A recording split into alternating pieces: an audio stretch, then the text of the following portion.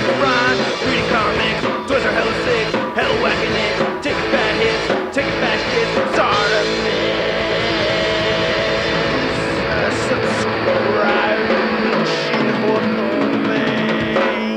I'm a connoisseur of the booty. Hey, what's up you guys? ShartimusPrime here, doing another Diamond Select Toys action figure review on the Marvel Select Spider-Man Homecoming Spider-Man. If you're trying to pick this up, you can get it at Big. Get your big badass toys at BigBadToyStore.com. Click the link in the description below. Now, I did get this at my local comic book shop, Coastside Comics. If you're on the coast and you want comics, yeah, you go to Coastside Comics. Anyway, on the side right over here, you can see you get a nice image of Spidey. And by the way, congratulations, Diamond Select Toys. 15 years of Select. That's very cool. Anyway, hope for 15 more. On the very back over here, you can see the nice product shot, and then there's a read-up over here. If you want to read it, pause it now. And you can see Star-Lord and Doctor Strange. I do have the Doctor Strange, not Star-Lord yet. Nothing on the side, nothing on the top, nothing on the bottom. So let's get to it and crack this thing open. And here's Spider-Man out of the packaging. And I really like the way this figure looks. I mean, just look at these colors over here, man. It's an awesome looking piece. I really dig it. There are some gripes that I do have with this figure, though, and I will bring those up soon.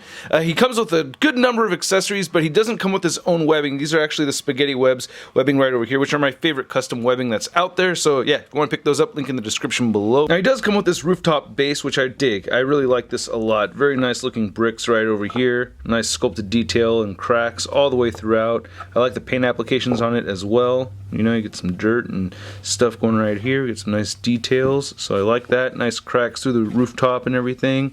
So I'm digging this a lot. It doesn't have any pegs sticking out of it, though. I would like to see some pegs, you know, maybe for, you know, having the figure stand on it. But still, it's all hollow at the bottom. But yeah, I do like this. And to get an idea how this space scales with the figure, you can see how he stands on it right over there. Not looking too bad. He may seem a little oversized, but if you have the figure crouching, it looks pretty cool. Yeah. Then we get the interchangeable hands that you want with your Spider-Man figure. You get the fisted hands, you get the web grabbing hands, you get the thwipping hands, and we get the wall crawling hands. And they all look very good. I like them all.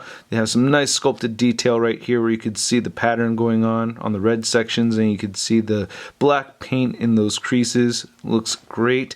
And they all have the up and down hinge. Aside from the web grabbing hands, you can see it's the side to side roll of the dice motion. A little bit of paint chipping right over there, but not too shabby. I do like these. They look all pretty good, you know? And then you can see on the thwipping hands, we actually have the web shooter in the middle of the palm, which I think is a little bit different, but, you know, I don't know. It doesn't really bother me. Gotta say, my favorite aspect of this figure is this head sculpt. It is dead on Tom Holland to me. I mean, just look at the comparisons right over here. I think they did a remarkable job.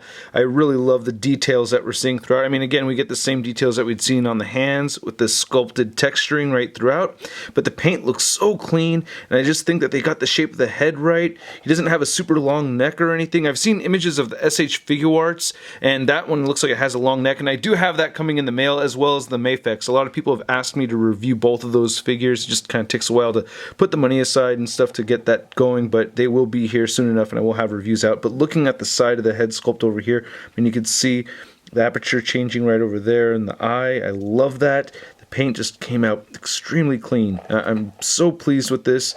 I'm really digging it a lot. I really like it. And it goes through the rest of the figure, too. You can see we get the nice drone right over there on the chest. And he kind of has that, you know, that younger, lanky kind of look to him. So I really dig that a lot. And then you get these black portions with a little bit more glossy black paint. Fairly thin arms over here. And then you can see how the shooter goes into the wrist, even though it kind of disappears. I wish they did add the black paint right there on that fisted hand. But it looks like the web shooter is now right over here, so it kind of changes depending on the hand. Which kind of makes sense, because it's kind of harder to pose the web shooter if you're turning the hand around, so I get that. Then looking at the belt over there, it looks very good.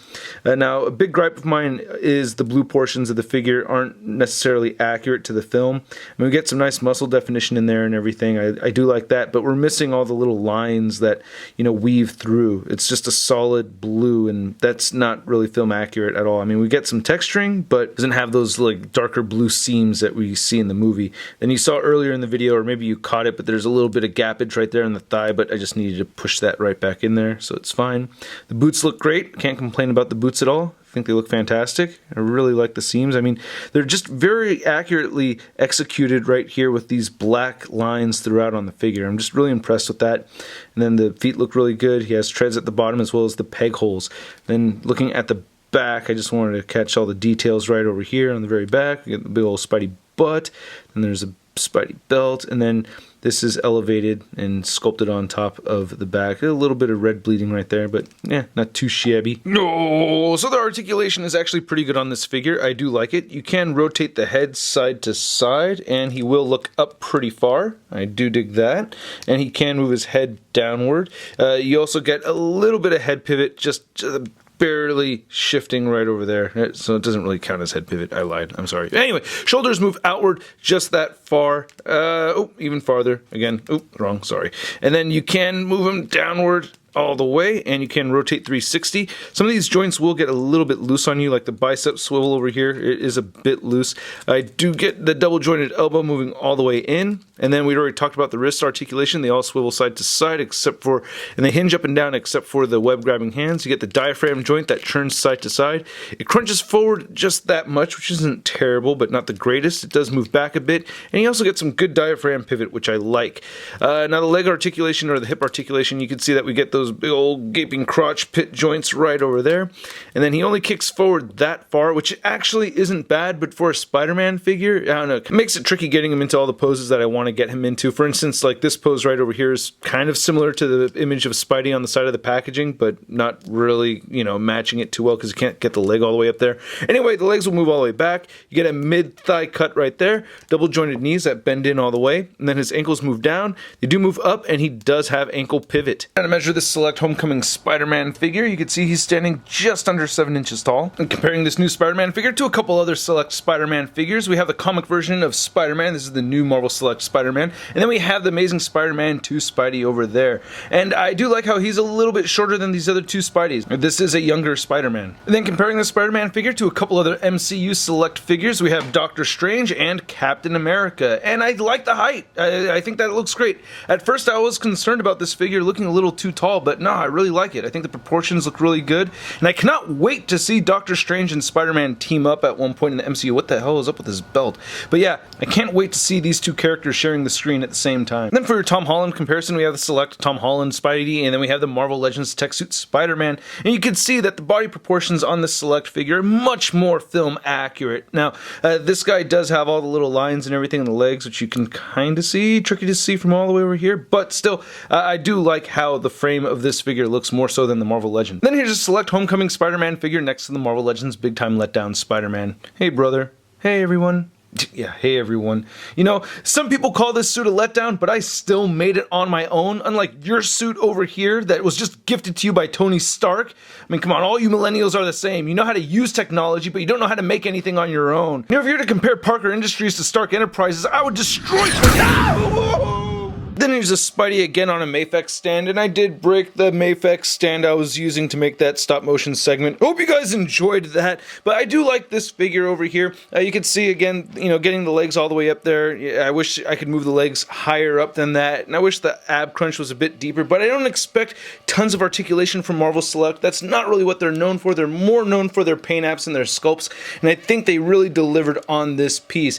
Now, do I think they could have included a little bit more accessories than what we got? Actually, yeah. I think it would have been cool to see some of the web wings. That would have been kind of neat. And I don't know, maybe a couple other little treats would have been good. But still, I do like how the figure came out. And I hope you guys liked how this review came out. If you did, please hit the like button. Leave a comment down below. Let me know what you think of the review. Let me know what you think of this figure. Also, if you're not subscribed yet, please hit that subscribe button and make sure you hit that notification bell so you know immediately when the next ShartimusPrime video is posted. Gotta give a big thanks to all these people over here for supporting this YouTube channel. Your support really does help a lot. So if you're interested, please check the link in the description below. If you want to see a photo gallery of images, it'll be over at marvelousnews.com. And you can follow me on the Facebook, Twitter, and Instagram. Links all below. I'll catch you guys later.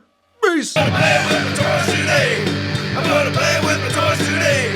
I'm gonna play with my toys today. I'm gonna play with my toys today. Well, I don't care what the strangers say. I'm gonna play with my toys today. That's crispy. Hey, new ShartimusPrime videos. Hey, you should click one. Yeah, click on one of them. Or subscribe if you haven't.